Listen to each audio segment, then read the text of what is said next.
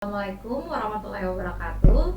Perkenalkan, nama saya Hermin Hardianti Utami dengan NIDN 0908109302. Dosen Program Studi Analisis Kimia, Akademi Komunitas Industri Manufaktur Bantaeng. Pada kesempatan ini, perkenalkan, saya menyampaikan pernyataan diri dosen dalam unjuk kerja Tridharma Perguruan Tinggi pada bidang pendidikan dan pengajaran. Sebagai seorang dosen, saya melaksanakan Tridharma Perguruan Tinggi yang meliputi pendidikan dan pengajaran, penelitian, serta pengabdian kepada masyarakat. Ketiga aspek tersebut saya laksanakan secara berkesinambungan sebagai bentuk komitmen dalam meningkatkan mutu pendidikan tinggi serta memberi kontribusi bagi pengembangan ilmu pengetahuan dan masyarakat. Salah satu mata kuliah wajib yang saya ampuh adalah Statistik Kimia Lanjut. Mata kuliah ini merupakan mata kuliah wajib pada program studi analisis kimia dengan bobot 1 SKS yang diberikan pada semester 2.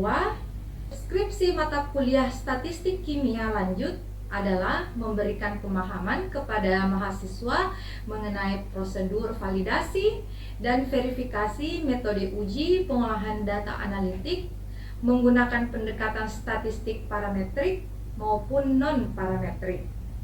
Materi yang dipelajari meliputi validasi metode, verifikasi metode, linearitas, standar adisi, estimasi ketidakpastian pengukuran, uji signifikansi, hingga regresi dan korelasi yang digunakan dalam analisis kimia.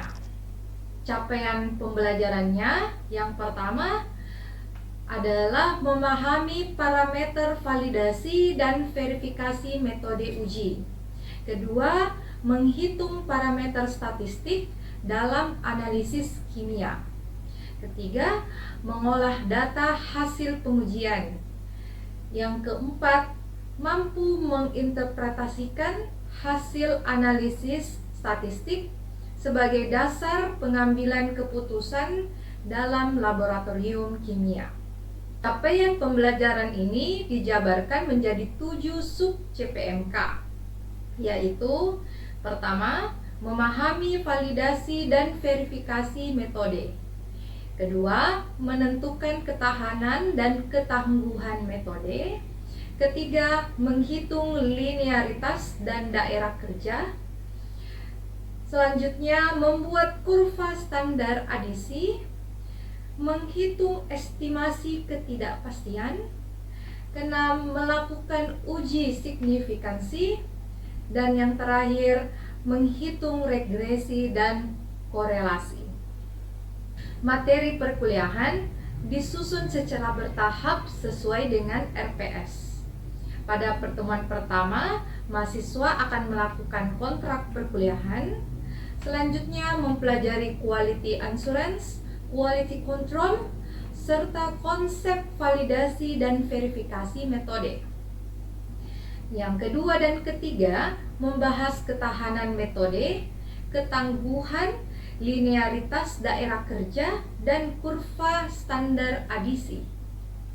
Pertemuan keempat dan kelima, membahas estimasi ketidakpastian pengukuran. Pertemuan keenam dan ketujuh, membahas distribusi Gaussian, interval kepercayaan rata-rata, standar deviasi, dan uji F.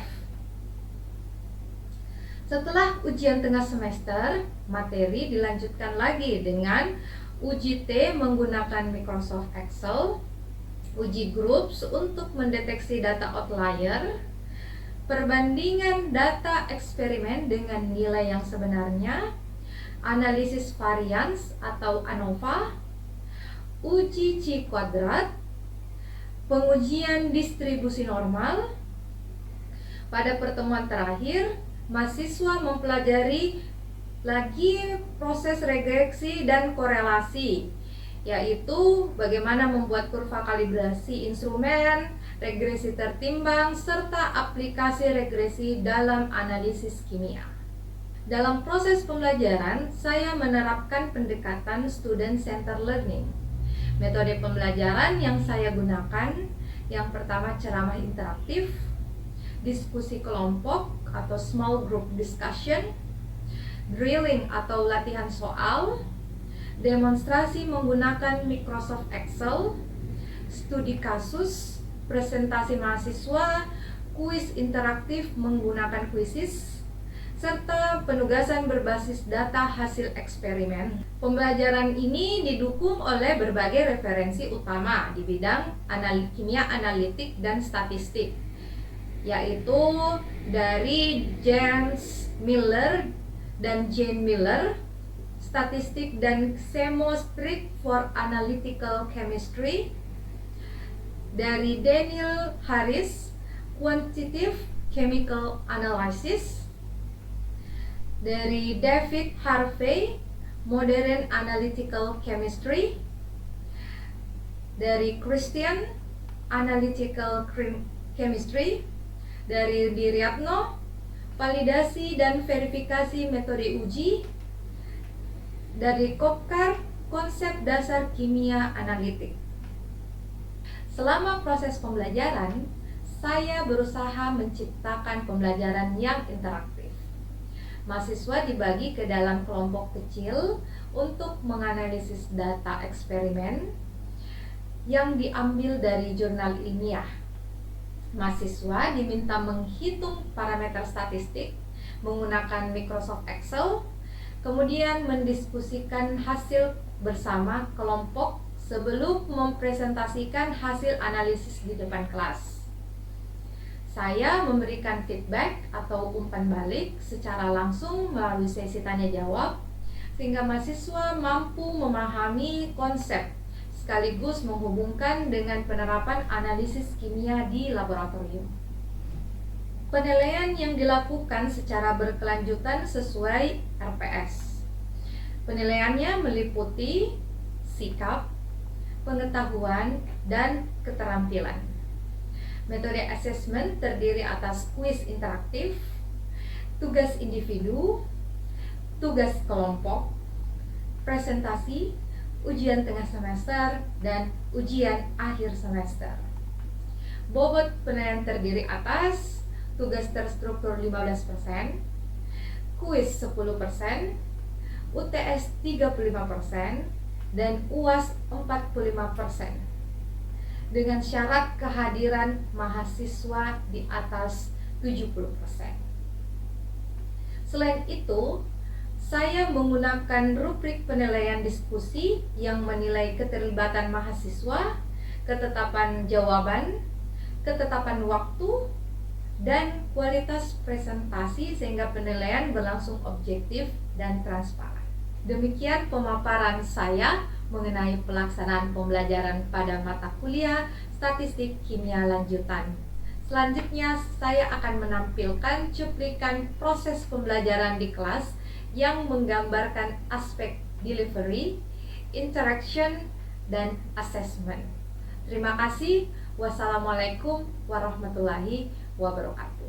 Assalamualaikum warahmatullahi wabarakatuh. Waalaikumsalam warahmatullahi wabarakatuh. Jadi hari ini kita akan belajar tentang metode least square. Jadi sekarang pertemuannya adalah pertemuan ke-11. Nah, apa tujuan pembelajaran kita? Jadi kalian atau mahasiswa dapat mengidentifikasi komponen-komponen penting dalam model regresi linear sederhana yang digunakan dalam metode least square. Yang kedua, mampu menganalisis kesesuaian data hasil eksperimen kimia dengan model regresi melalui perhitungan nilai residual. Yang ketiga, mampu mengevaluasi kelayakan model regresi linear berdasarkan nilai koefisien determinasi atau R, pangkat 2, dan analisis residual. Yang keempat, dapat menilai ketepatan penggunaan metode least square dalam menyelesaikan permasalahan kuantitatif hasil analisis kimia. Terakhir, mampu membandingkan hasil perhitungan least square dari dua set data eksperimen dan menentukan model yang paling representatif. Ya, jadi ini tujuan pembelajaran kita hari ini. Nah, apa itu metode least square?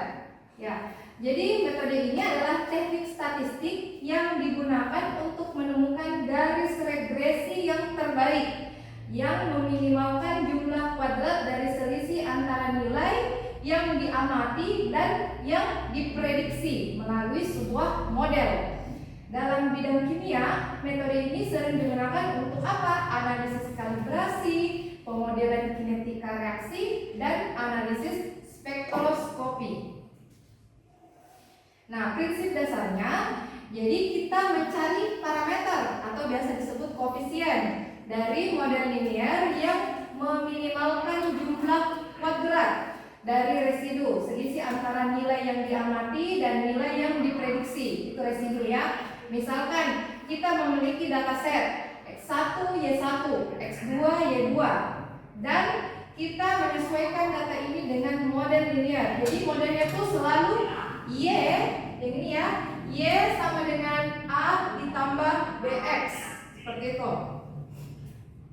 Nah, prinsip dasarnya itu metode least square bertujuan untuk meminimalkan fungsi. Jadi S A B sigma, ini ya sigma N I sama dengan 1, YI dikurang A ditambah BXI dikuadratkan. Jadi Y itu apa? Adalah nilai yang kita amati. A itu adalah interceptnya, ya. Jadi interceptnya itu A. B itu slope atau kemiringan atau biasanya kita sebut gradien. Dan Xi itu adalah nilai yang kita prediksi, seperti itu. Nah, algoritmanya yang pertama pasti kita kumpulkan dulu data. Jadi kita kumpulkan datanya yaitu Xi, Yi. Jadi ada selalu harus ada dua dataset, seperti itu. Setelah itu menghitung parameter regresi gunakan rumus yang ini ya. Jadi tadi kan kita pakai rumus yang di sebelah ini. Nah, kita tentukan A, B-nya itu menggunakan rumus yang ini. Ya, jadi kita tentukan dulu nih B-nya dengan rumus N sigma Xi YI dikurang sigma Xi sigma YI, ini dikali ya, per N dikali X sigma Xi baru dipangkat 2 kan. Nah, kalau ini dijumlah dulu baru dipangkatkan. Ya, jadi kalau ini dipangkatkan dulu baru dijumlahkan, kalau ini dijumlahkan dulu baru dipangkatkan. Nah, setelah itu baru kita ke cari A-nya. Jadi A-nya dulu sama dengan X sigma YI dikurang, jadi kita bisa ambil dari sini saja ya nilainya, dikurang B, berarti nilai hasil B-nya ini dikali sigma Xi, ya sigma Xi berarti yang ini, per N. N itu apa? Jumlah data. Nah, ini algoritmanya selanjutnya. Setelah itu kita membangun model linear substitusi nilai A dan B ke dalam persamaan linear. Y sama dengan A ditambah BX. Tadi ya, begitu persamaan linearnya seperti itu. Nah, setelah itu kita gunakan model untuk prediksi. Ya, jadi kita gunakan model linear untuk memprediksi nilai Y dan nilai X yang baru. Ya, jadi kita tidak perlu nih ke lab untuk prediksi sebanyak-banyaknya, cukup pakai metode least square. Nah, apa aplikasinya? Pertama, dalam kalibrasi instrumen analitik, ya. Nah, dalam spektro kan kita harus selalu mengkalibrasi.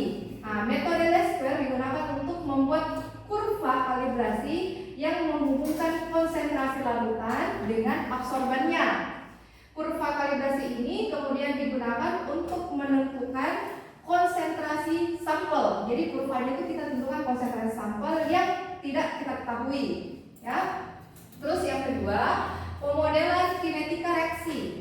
itu bisa menggunakan juga pakai metode least square untuk menyesuaikan data laju reaksi dengan model kinetika reaksi. Jadi kita buat pemodelan kinetika reaksi. Hal ini membantu dalam menentukan parameter kinetika seperti apa, konstanta laju dan orde reaksi.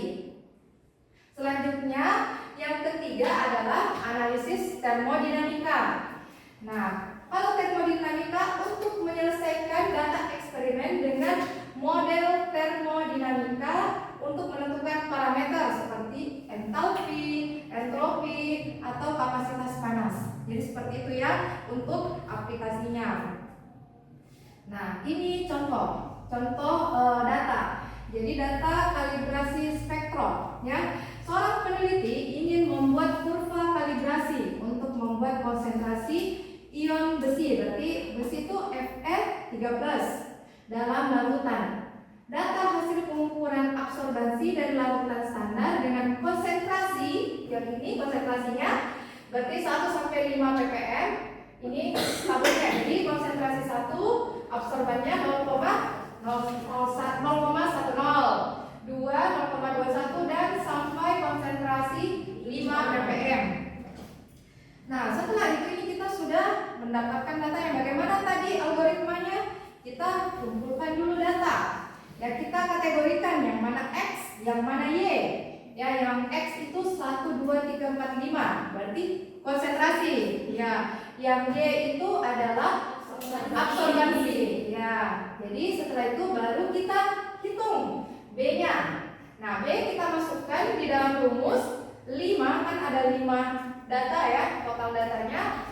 X I dikali YI itu dijumlahkan hasilnya seperti ini, 4,91 dikurang 15 dikali 1,57. Ya, ini hasil penjumlahan XI dan hasil penjumlahan YI.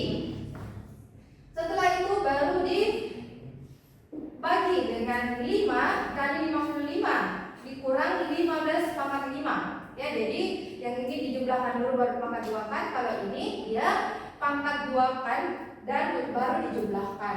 Nah, kita dapat nih, oh ternyata B-nya itu 0,104. Nah, setelah itu kita masukkan ke dalam rumus A. Ya, rumus A itu berarti 1,57 ya ini ya dikurang 0,104 nilai B dikali 15. Nah, 15 itu sigma XI.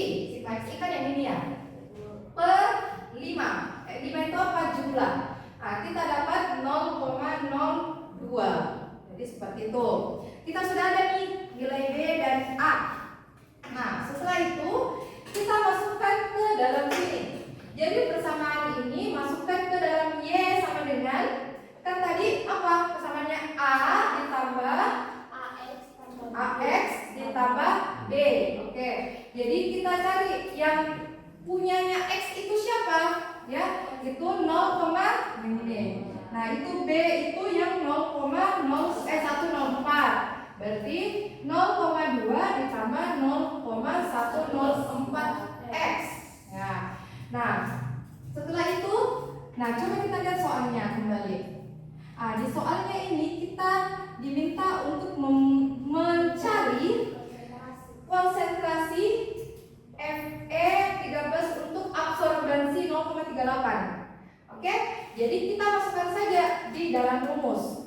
Berarti 0,38 sama dengan 0,2 ditambah 0,104. Jadi X-nya itu kita cari sama dengan 3,46 ya. Jadi itu bisa kita prediksi. 0,38 kan dia di antara ini nih, 0,38, 0,32 sama 0,42. Nanti kita bisa prediksi nih, dia di antara tidak lebih dari 3 dan tidak boleh kurang dari 4. Seperti itu. Nah, pas kita hitung, oh ternyata benar gitu ya. Benar nilainya adalah 3,46. Lebih dari 3 dan kurang dari 4. Nah, bisa juga kita buatkan seperti ini untuk kurva kalibrasinya. Jadi ini adalah sumbu X ini adalah konsentrasi dan sumbu Y-nya itu absorbansi. Nah, ini langsung saja kita kasihkan titik-titik di sini dan buat garis. Nah, itu namanya kemiringan. Seperti itu. Ini bisa kita pakai, kalau manual itu pakai kertas grafik. Jadi bagus hasilnya. Nah, selanjutnya untuk pemodelan kinetika reaksi. Nah, seorang peneliti mengamati laju reaksi pada berbagai konsentrasi substrat dalam reaksi enzimatis. Data yang diperoleh adalah sebagai berikut ya. Jadi yang ini datanya. Konsentrasinya 1, laju reaksinya 0,05 sampai konsentrasi 5. Laju reaksinya adalah 0,23. Nah, peneliti menggunakan metode least square untuk memodelkan hubungan antara konsentrasi substrat dan laju reaksi. Jadi ini dia hubungkan nih. Misalkan dia menentukan laju reaksi pada konsentrasi substrat 6. Jadi kita tak perlu nih ke dalam lab lagi. Kita hanya buat pemodelan. Ya, kita prediksi saja. Berarti kalau konsentrasi yang kita cari 6, berarti laju reaksinya pasti lebih dari 0,23. Nah, jadi pasti nilainya lebih dari 0,23. Coba kita buktikan.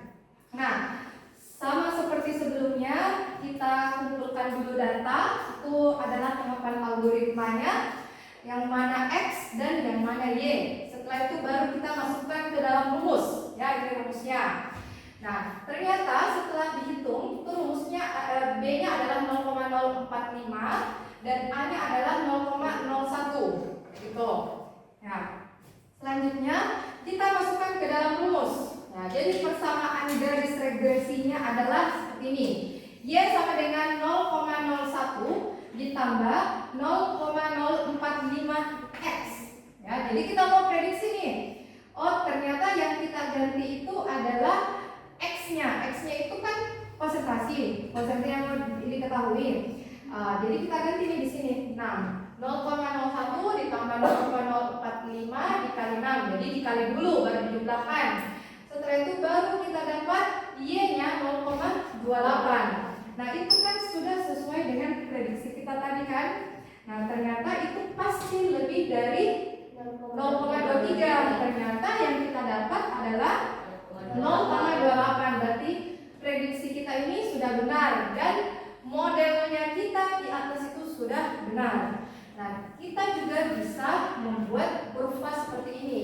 Jadi yang X ini adalah konsentrasi dan yang Y adalah laju reaksi. Jadi dihubungkan saja menggunakan ini sumbunya. Nah, kita kasih titik-titik baru dibuat grafik seperti itu. Nah, apa kesimpulannya? Jadi metode least square adalah alat yang sangat berguna dalam analisis data kimia. Dengan metode ini, kita sebagai peneliti atau analis dapat membuat model linear yang menggambarkan hubungan antara variabel-variabel dalam eksperimen kimia. Ini membantu dalam kalibrasi instrumen, analisis kinetika, dan tentu saja banyak lagi. Ini apa? Untuk memastikan hasil yang lebih akurat dan dapat diandalkan, maksudnya dapat dipertanggungjawabkan. Jadi kita tidak asal bunyi gitu ya. Nah, dari apa yang sudah Ibu sampaikan, ada yang mau bertanya? Ayo, siapa mau? Ya, Ibu, saya bertanya, jika konsentrasinya 6 Ibu, berapa absorbasinya? Konsentrasi, oke. Nah, tadi kan di sini sudah ditentukan ya, yang di sini ya. Jika ini kan sampai 5, ya. Nah, kalau misalnya yang kita cari tadi itu adalah tadi konsentrasinya, terus yang diketahui absorbannya. Nah, Asmaul tadi bertanya bagaimana kalau konsentrasinya 6, berapa absorbannya? Nah, coba kita prediksi, kira-kira pasti bagaimana? Lebih dari 0,52. Oke, nah kalau begitu kita masukkan ke dalam rumus. Yang mana tadi? Berarti di situ kita masukkan ke dalam ini, ke sini nih, ke dalam rumus ini yang di atas. Berarti Y, jadi X-nya yang kita ganti 6, ya? Y Ya, langsung dikali 6. Y sama dengan 0,02 ditambah 0,10 dikali 6. Ya, dikali 6 langsung. Ya kan? Dikasih begitu saja. Setelah itu baru kita dapat berapa? Kayak gitu. Nah, pasti hasilnya adalah lebih dari 0,52. Ismaul? Ada lagi yang mau bertanya? Ya, Dika?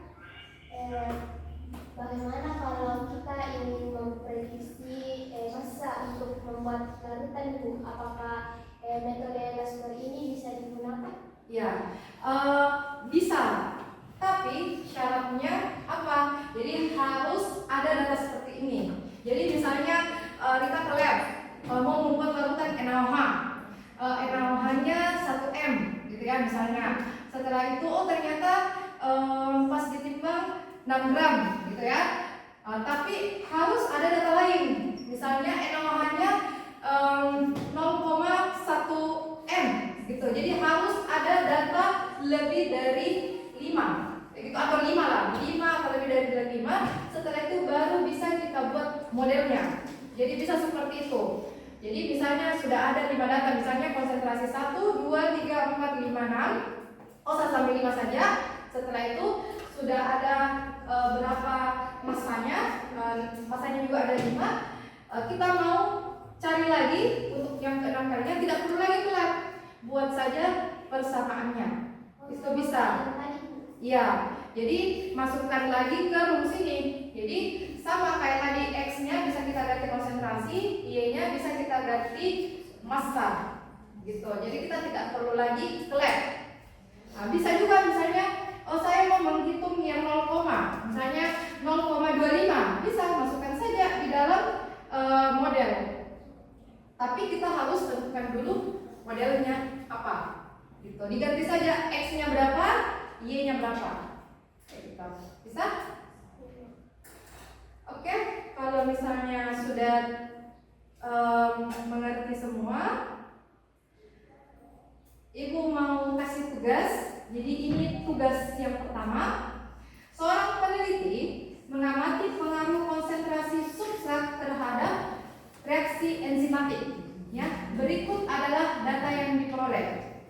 Nah, jadi apa yang ditanyakan? Yang ditanyakan adalah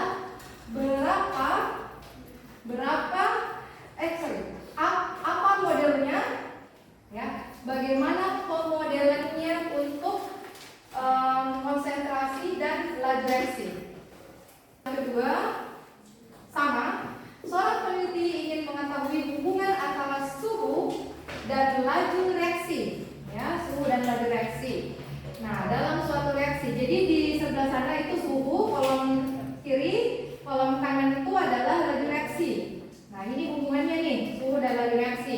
Nah, nanti kita buat lagi pemodelannya bagaimana. Ya. Nah, ini seorang peneliti mengukur konsentrasi ion kadmium dalam sampel air menggunakan metode spektro pada berbagai suhu. Nah, suhunya ada banyak ya. Berikut adalah datanya. Peneliti mencurigai bahwa pengukuran suhu 55 derajat Celcius merupakan outlier. Nah, ini yang outlier. Nah, sebelumnya kan di pertemuan 10 kita sudah membahas tentang bagaimana menentukan apakah dia outlier atau tidak. Nah, sudah ya. Nah, jadi ini kita tentukan dulu nih. Ingin melakukan uji grup. Jadi kita tentukan dulu yang mana outlier, pakai uji grup.